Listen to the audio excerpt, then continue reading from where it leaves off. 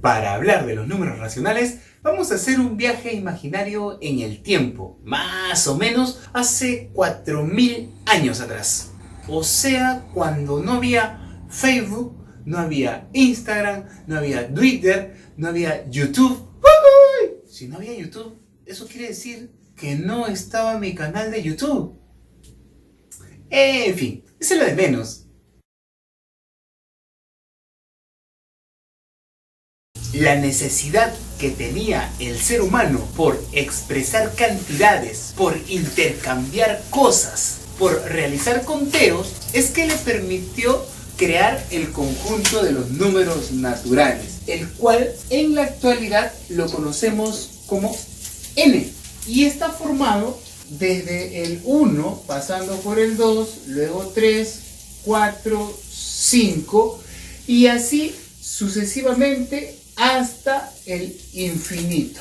Pero las necesidades del ser humano siguieron en aumento. Llegó un momento en que el conjunto de los números naturales no iba a ser suficiente para poder realizar algunas pequeñas operaciones matemáticas. Es por ello que el ser humano crea un conjunto más grande o mayor, el cual luego se le denominó conjunto de los números enteros. Y este conjunto de los números enteros a su vez pues está representado por la letra Z, formado este número por el 0, 1, 2, 3, 4 hacia la derecha del 0, quienes también son conocidos como los positivos. En ese sentido, dentro del mismo conjunto de los números naturales podemos encontrar al menos 1, al menos 2, al menos 3 y así sucesivamente.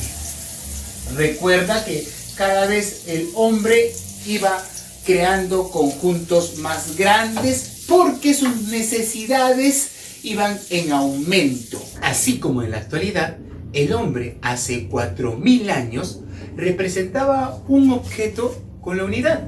Observa, una naranja lo representaba con el número 1, pero la necesidad por demostrar la representación de solo la mitad de la naranja es que le empuja a crear un conjunto más grande. Por ejemplo, si nosotros ahora teníamos la mitad de la naranja, pues lo íbamos a representar 1 sobre 2. De manera análoga podemos hablar de lo expresado anteriormente con una barra de chocolates. Observa, si tenemos una barra de chocolates y esta la dividimos en 3 partes iguales y de repente por ahí yo me como una, de las 3 partes solamente me van a quedar 2 partes. Yo lo que haré será tratar de representar ese proceso. Si solamente me quedan 2 partes, debe de considerar que me están quedando 2 partes de las 3 que habían inicialmente. Regresando entonces a hace 4000 años, pues ya tenemos los números racionales y ya tenemos fracciones como las que estamos observando. E instantáneamente esas fracciones ahora generarían nuevos números, a los cuales en la actualidad los conocemos como números decimales. Los números racionales entonces, estudiante, déjame decirte que se representan por una letra Q mayúscula. Es que resulta que la letra Q viene de la palabra en inglés quotient, que significa cociente. Entonces, todo número racional debe tener la forma A sobre B, donde A y B pertenecen a los enteros. Pero hay una condición, y esa es que B, que en este caso es denominador, nunca debe de ser igual a 0. Como ejemplos de números racionales podríamos mencionar el siguiente: 2, que es un número entero, y 3, que también es otro número entero. Podría considerarse la fracción 2 sobre 3 como un racional. A su vez también podríamos utilizar el número 7 y el número 4. Se observa que en ambos casos son números enteros. Pero, ¿qué es lo que pasa si de repente nosotros tendríamos esta expresión? 15 entre 0. O, en todo caso, tendríamos esta expresión 8 entre 0. Se observa que el denominador es igual a 0 y la condición para que un racional exista es que el denominador no tiene que ser igual a 0. ¿Qué es lo que pasa en estos casos? Resulta que no serán números racionales por un único y sencillo hecho, en que no tiene sentido que se realice una división entre nada. Simple, básico, sencillo. Básicamente, los números racionales son fracciones y estas nos dan equivalencias que en algunos casos son números decimales o números enteros, dependiendo de la fracción que tengamos. Observemos los ejemplos. Entonces, no olvides que dependiendo de la fracción que tengamos, obtendremos nuestro número racional. 3 entre 2 es la fracción que estamos visualizando. Eso será 1,5 y 1,5 es un número racional. Ahora tenemos menos 9 entre 5, eso es 1,8 negativo. Y para finalizar, 4 entre 2, que es 2. Número decimal a partir de una fracción, número entero a partir de una fracción. Entonces, todo número decimal, positivo o negativo, y los números enteros también están considerados dentro de los números racionales. Hay que hacer una observación en esto. Los números racionales pueden mostrar sus equivalentes en números decimales, pero esos números decimales podrán ser decimales exactos, decimales periódicos puros y decimales periódicos mixtos. Un decimal exacto es aquel que tiene una limitada o finita parte decimal, como en este caso solamente hay una cifra en la parte decimal, igual que acá que hay una cifra en la parte decimal, pero en este caso hay dos cifras. Pero eso no implica a que no sea un decimal exacto, ya que cada vez que se pueda contabilizar la cantidad de cifras en la parte decimal, estamos hablando de un número decimal exacto. En este caso se observa que el número decimal, el cual representará al número fraccionario o racional, en la parte decimal se observa el 3 con un sombrerito. Ese 3 con un sombrerito significa que ese 3 se va a repetir infinitas veces. Siendo así, ese 3 será parte decimal, pero a su vez es parte periódica. De manera similar, el 22 sobre 9, que es un número fraccionario, o sea, un número racional, su equivalente en decimal será 2,4, pero se observa que el 4 está con un sombrerito, con una liga.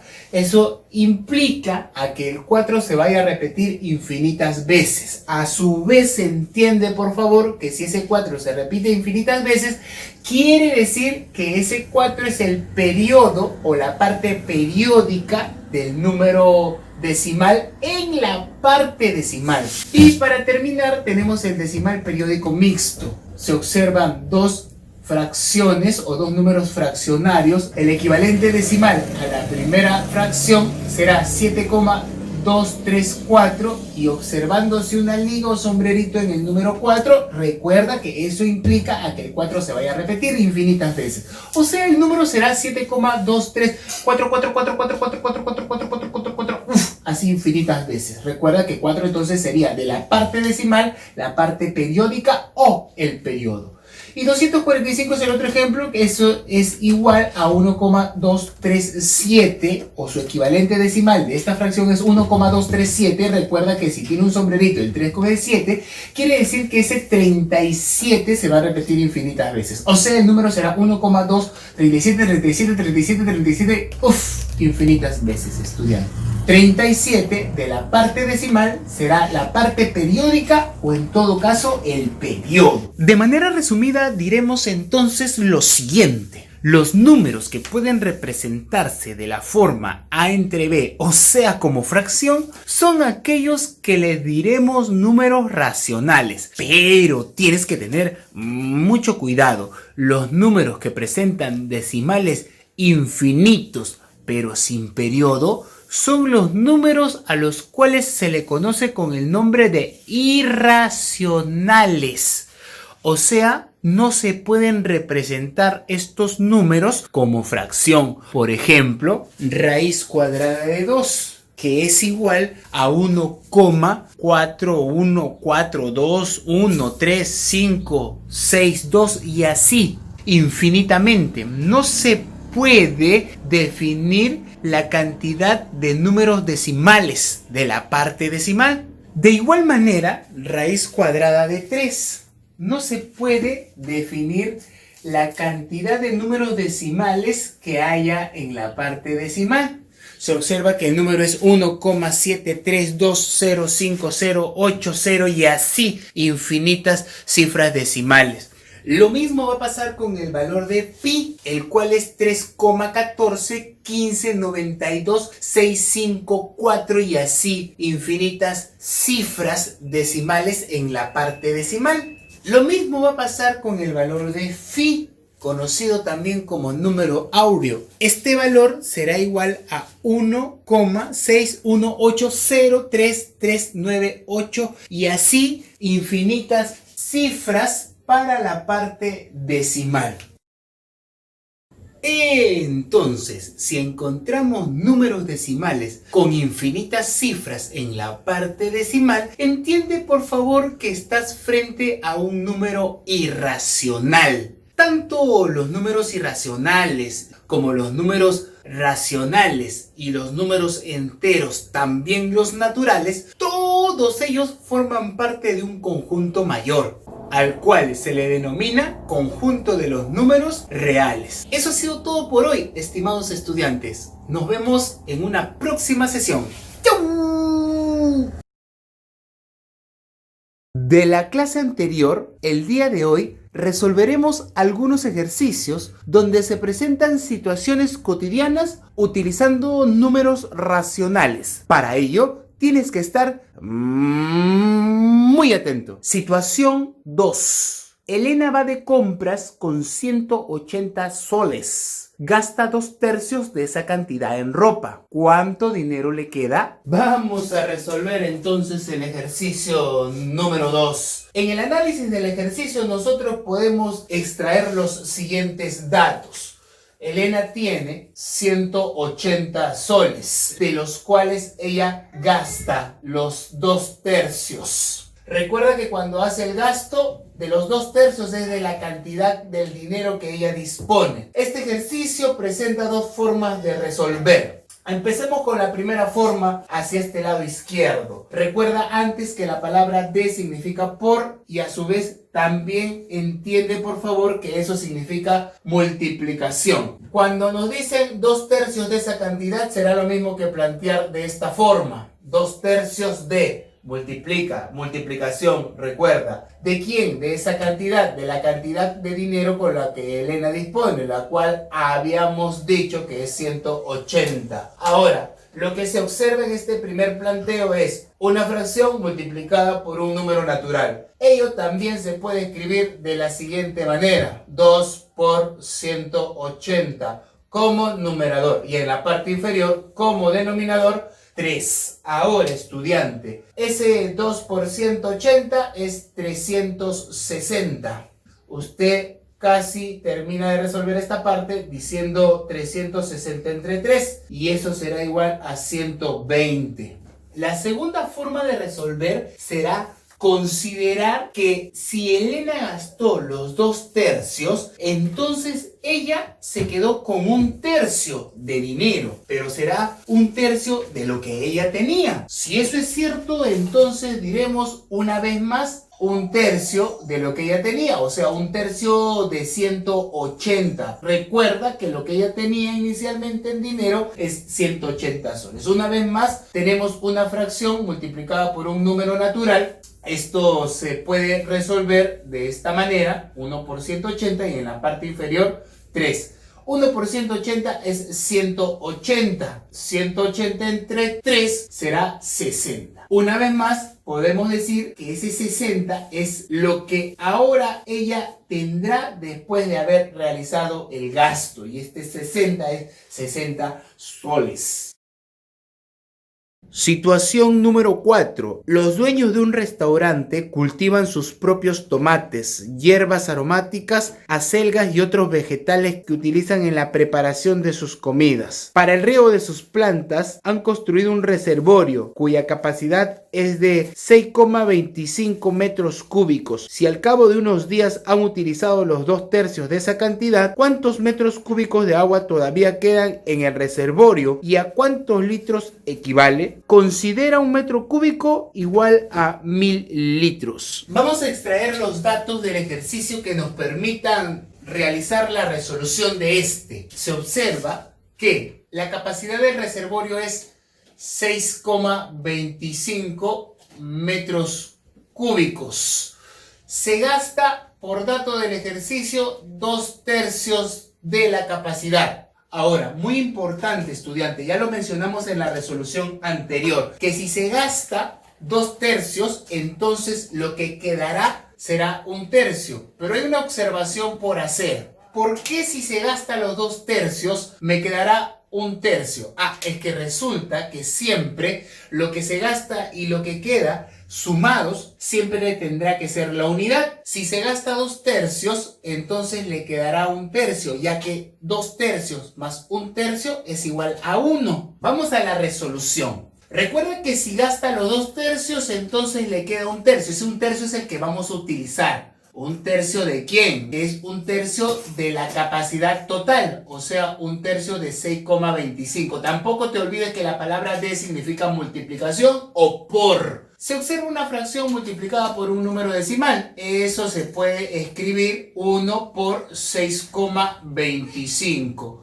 Pero no olvidarse tampoco que ello está dividido entre 3. Ahora, 1 por 6,25, eso es 6,25, estudiante. Y ello debe dividirse entre 3. La división de 6,25 entre 3 será igual a 2,083. 3. O sea, ese 3 va a repetirse infinitas veces. Eso quiere decir que ese número, el cual hemos hecho mención, es un número decimal periódico puro. Habíamos dicho que era 2,083 y el 3 iba a repetir infinitas veces, ¿recuerdas? Y también habíamos dicho que era este número un número decimal periódico puro. Si eso es cierto, la parte periódica de la parte decimal se debe colocar un sombrerito, así como estás observando. Esto significa que este número 3 en la parte decimal se va a repetir infinitas veces. Ahora, ¿qué cosa es 2,083 periódico puro? Esto sería lo que queda después de gastar 2/3. Pero, estudiante, a nosotros nos piden realizar esta consideración, la cual la voy a subrayar. Nos dicen que consideremos un metro cúbico igual a 1000 litros. Para realizar esa conversión de metros cúbicos a litros, lo único que debemos hacer es la cantidad que hemos encontrado, la cual es 2,083, pero no te olvides que es periódico puro ese decimal, multiplicarlo por 1000. Este 1000 es de los litros. Luego lo que haremos será correr este cero tantas cifras o espacios como ceros tenga el número que es potencia de 10. Se observa que tiene 3 ceros, entonces vamos a correr 3 cifras hacia la derecha. 1, 2, 3. Pero si nosotros corremos 3 cifras, nos va a faltar números para el decimal periódico puro, ya que la forma está abreviada. Recuerda que esto tendrá que ser 2,08333 y así sucesivamente. Ya. Entonces aquí sí se puede observar que va a correr un espacio, 2 espacios, 3 espacios. La forma final de presentar la conversión será 2083. En este punto nosotros colocaremos nuestra coma y para finalizar el sombrerito al 3. Lo que acabamos de encontrar es el decimal periódico puro que representa la conversión de lo que queda después de haber realizado un gasto de 2/3, pero en litros. Recuerda que este resultado es en metros cúbicos. Y una vez más te vuelvo a repetir, este resultado será luego de haber convertido de metros cúbicos a litros. Situación 6. La medida estándar para el diámetro de los neumáticos nuevos de un automóvil es 13 pulgadas, con una tolerancia de 2% por encima y debajo de la medida estándar. Hallar el intervalo de tolerancia para el diámetro de dichos neumáticos. Vamos ahora a plantear lo siguiente. Para eso necesitamos extraer los datos. Se observa que como datos tenemos el diámetro de los neumáticos o llantas, el cual es 13 pulgadas. A su vez, también el porcentaje de tolerancia, que es hacia abajo y hacia arriba, el cual es 2%. Ya tenemos esos datos. Para mejor visualización, observemos este gráfico. Mis 13 pulgadas se encuentran posicionadas en esta línea recta. Hacia la derecha voy a encontrar la tolerancia de más 2 y hacia el lado izquierdo la tolerancia de menos 2. Nos piden hallar el intervalo de tolerancia para el diámetro de dichos neumáticos. Para ello, resolveremos primero buscando el porcentaje en función a 13. Recuerda que es 2% de 13, la tolerancia. Si eso es cierto, escribamos 13 por 2 sobre 100. 2 sobre 100 por si acaso considera como 2%. De esta manera se escribe 2% de manera fraccionaria. Una vez más tendríamos 13 por 2, todo ello sobre 100. Si tú gustas, multiplicas 13 por 2 o en todo caso lo que podrías hacer es simplificar arriba 2 y abajo 100. Luego de realizar la simplificación, arriba te quedaría 13 por 1 y en la parte inferior, como habías simplificado, te va a quedar 50. 13 por 1 es 13, entre 50 eso es 0,26. 0,26 será el porcentaje de tolerancia, pero eso será hacia el extremo inferior y hacia el extremo superior, como lo habíamos visto por esta parte. Vamos entonces a buscar esos intervalos. Con respecto a 13, le restaremos, ya que se busca el inferior, 0,26. Luego de resolver 13 menos 0,26, eso será 12,74. ¿Qué cosa es 12,74? Mi extremo inferior. Luego procederé a resolver 13 más 0,26, ya que eso es la tolerancia. La suma de 13 más 0,26 es 13,26. ¿Qué cosa es 13,26? Eso es el extremo superior. Ahora el intervalo será la parte inferior 12,74 y la parte superior será 13,26. Estudiante, este será el intervalo de tolerancia para el diámetro de los neumáticos nuevos.